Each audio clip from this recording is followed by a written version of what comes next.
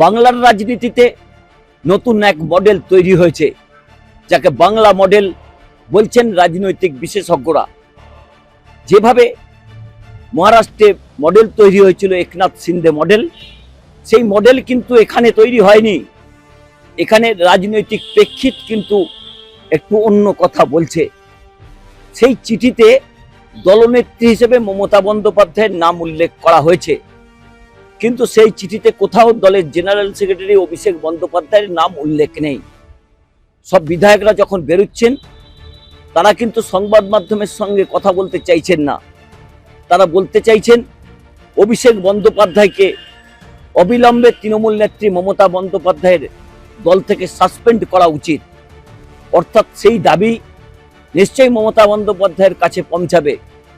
কিন্তু কি ভবিষ্যৎ হবে আগামী দিনে তৃণমূল কংগ্রেসের? 1998 সালে যে দল মমতা বন্দ্যোপাধ্যায় তৈরি করেছিলেন কংগ্রেস থেকে ভেঙে, সেই দল 15 বছর রাজ্যে ক্ষমতায় ছিল। আজকে কালের নিয়মে সেই দল ক্ষমতা থেকে চলে গেছে।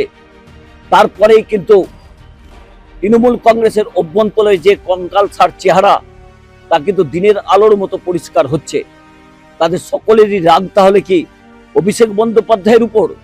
দলনেত্রীর উদ্দেশ্যে যে বার্তা তৃণমূল কংগ্রেসের আজকে 58 থেকে 60 জন বিধায়ক সই করে দিলেন, তার মান্যতা কি তৃণমূল নেত্রী মমতা বন্দ্যোপাধ্যায় দেবেন?